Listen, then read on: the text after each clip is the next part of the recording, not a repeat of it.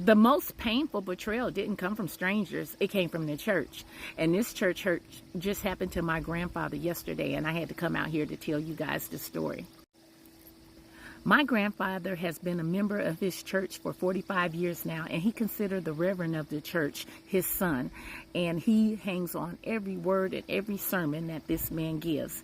Well, out of all the children, me and my twin sister were the oldest. And we have a sister who is unfortunately mentally challenged. And she's 55 years old, but she had the mindset of a 16-year-old. And her husband is intellectually challenged as well, and he has the mind of a 15-year-old. So my grandfather says, well, since you guys all are homeowners, I'm getting old now. I'm 92 years old at this time, and I'm going to go move in with my granddaughter, and I'm going to let baby girl have this house, and she can take over the mortgage, whatever she can afford, and I'll subsidize the rest. First off, let's give a round of applause for Granddaddy. 92 years old, and he's definitely still taking care of his family, which I really love. Now, Granddaddy been at the church for how many years? 45 years.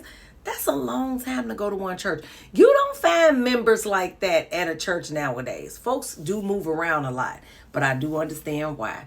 And we about to find out why Granddaddy considered the Reverend his son, which means he no longer considers him his son. Let's keep listening. So my grandfather did just that. He moved to Texas with my mom, and she took over the payment. But before that, we all was on a telephone conference with the Reverend of the church, and the Reverend agreed to pick up the mortgage payment because of my sister and her husband's mental status, and he'd pick it up on the first, and he'd deposit it into my grandfather's bank account for his mortgage. And he did just that. So since my grandfather's been with me, he's been with me for 6 months now, so I'm all in his business and his health and having him exercise and everything. This beautiful queen reminds me of myself because I be all in my daddy business. My grandparents are no longer living, but my daddy could be my grandparent because he had me in old age. I don't want to say he was old, but he was definitely older. So I be asking all the questions, calling around and everything. I do not play when it comes to my daddy. We have to take care of our elderly. And this is exactly what she's doing. And so one thing I will say is them older people, baby, they don't want you in their business like that. They try to keep everything a secret as if they got a whole lot of money to leave us.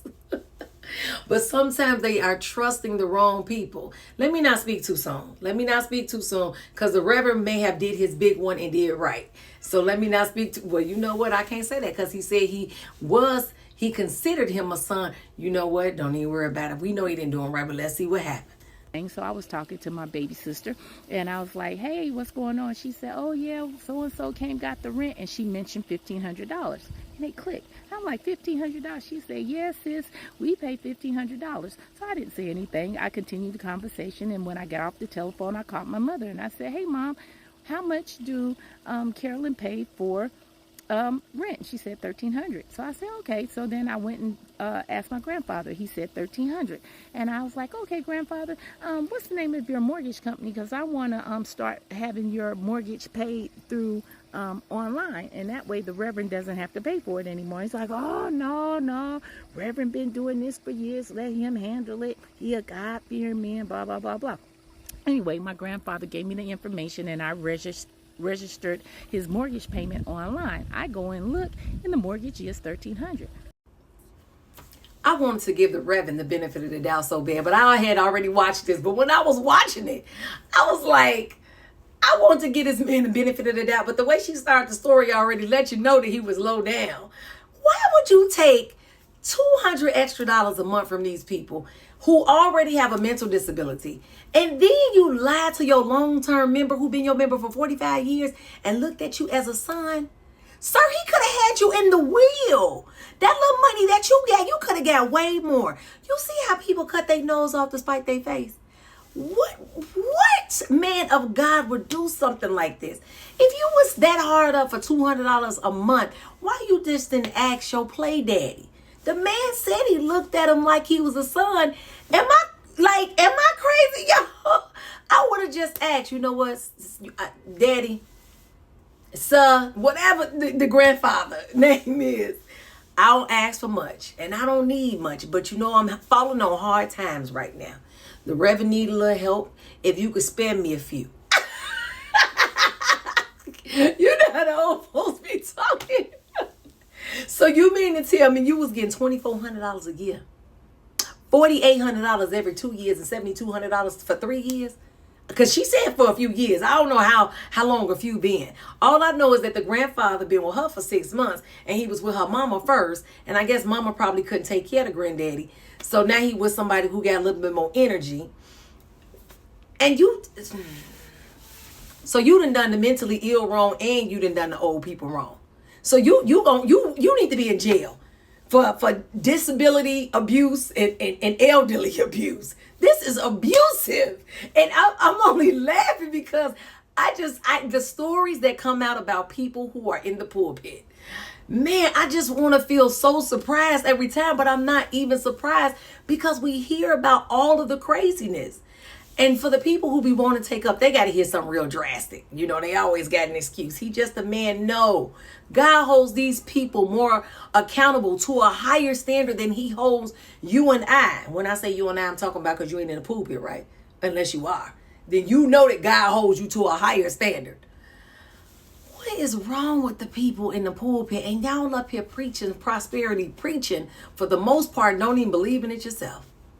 I want to find out what she did. Because, you know, don't you want to find out what she did? Because I want to know if she drugged this man. I would have drugged this man for filth. I'd have told the whole church. I'd have stood up. No. I don't know what I would have done, but let's hear what she did. But the mortgage has been paid late on the 17th, on the 20th, the 25th of the month, collecting all these late charges. I'm like, okay. So I share it with my grandpa. Oh, no. He picked that rent up on the 1st and 2nd of each month, which he does, but it's not being paid until late. So I was like, well, Carol and them said that they pay $1,500. No, that mortgage ain't $1,500, it's $1,300. So after I get all the information, I reach out to the Reverend. I say, hey, Reverend, how you doing? Oh, hey, how you doing, granddaughter? I said, I'm doing fine. I said, I got a question. Did you pick up the rent this month? Oh, yeah, I'm actually in here right now paying the rent. I'm in the bank right now. And I say, well, how much is my grandfather's rent? Oh, it's $1,500. And then I said, well, when has it been $1,500? He said, oh, I got a letter a year ago or so, and your grandfather's mortgage went up to $1,500. And I said, well, no, that's not correct, because I'm actually in his account right now, and the mortgage is $1,300. So why are you collecting $1,500? And I don't see any extra put into his escrow account or any extra paid on the principal. So what's going on? He's like, well, I'm in here right now. I got all the receipts. Let me go home and get it for you. So if he in the place, why do he need to go get the receipts? See, just like an old scammer. Just like an old scammer. Let me tell y'all something. The people that scam you are the people that's closest to you. The people that do things to you are the people that's closest to you because they have built a certain level of trust with you. They know enough about you. They know what you will and you will not do. That's why they find it so easy to scam you or to do you wrong. They know you're not going to do anything. So they figure, yep, they can play games. And what's the new thing? They can play in your face. So mind you, we waited. My grandfather's upset. He's really just prancing around, say, I don't believe he'd do anything like that. Y'all telling a story on this man. He a God-fearing man. Nah, the Reverend won't do nothing like that. Get the bank on the phone. So I get the bank on the phone. My grandfather talks to the bank, and they're like, yes, sir. Your mortgage is $1,300. You have a lot of late payments and accrued a lot of fees. He says, but your payment has always been $1,300. We've never sent you out a letter. And my grandfather says, okay. So he says, get the Reverend back on the phone. So I call the Reverend, goes to voicemail. Call him several times, goes to voicemail. He's not answering his phone. I text from my grandfather's phone. He's not answering. And I call from my phone. He's not answering. Now, mind you, every morning the Reverend calls my grandfather and has prayer with him and speak to him at least 10 minutes. Did we get a phone call this morning? No. How you going to be a Reverend trying to dodge somebody and you got to go to church on Sunday? And you got to show up for Bible study. It's not like they're not going to find you. Now, I'm thinking maybe these people are in a whole nother state at this point, which is why they had to have the Reverend to go take the money to the bank. You know, there are certain banks that are not everywhere. So I'm thinking that's what the case is, right? You have the grandfather paying his tithes to this Reverend, $200 a month. That's what the granddaughter said. And you have the grandfather who trusted this man, and now his trust is gone. People, when we do stuff wrong to other people who trust us, we got to understand how that impacts their whole life. Now, yeah, we make mistakes. Yes, it's going to be some times where we might cause a little distrust in relationships. It could be parentship, friendship, or even marriageship. But it's our job to get that thing right. And you don't cause this kind of distrust. Because for somebody to trust you with their money, that's a whole different level of trust. Why not just charge the man? But no, you want to steal from him and then take his tithes on top of that. So if he taking money from the grandfather, y'all know what he doing with them tithes. See, this is why people have a hard time wanting to give the church tithes, because they feel like, I work for this money. I'm not giving my 10% to God or whatever I have to God. I'm giving it to man, and I don't know what man is doing with it. Man could be doing anything. And yes, the church lights and all of those things have to stay on and be paid. Understandable. Okay. The church also gets, kickbacks and checks too. I don't know if y'all know that or not. I'm just saying. And I'm not saying that those kickbacks and checks help the church for the whole year. I cannot say that. I ain't never been nobody's secretary in no church or no treasurer, none of that. I'm just simply saying that this causes a lot of people distrust when it comes to paying tithes. It causes people distrust when it comes to having relationships with people and them having to do stuff for those people, or you asking somebody to do something for you. This was a really laughable moment, but also a unfortunate moment for the grandfather, because you don't want to know at 92 years old that for 45 years you've been serving and worshiping with a person who ain't nothing but a snake. Nothing but a snake. Now, before I go, I want y'all to make sure you subscribe to the channel. And I have to leave you with a scripture. So let's go to Leviticus 19:32. This is from the New International Version of the Bible. And it says, stand up in the presence of the aged.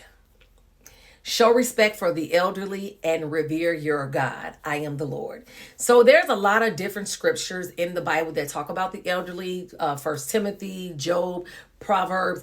And basically all it's just saying is we need to respect the elderly, and we also should take care of the elderly. Shame on the Reverend for not doing better by him.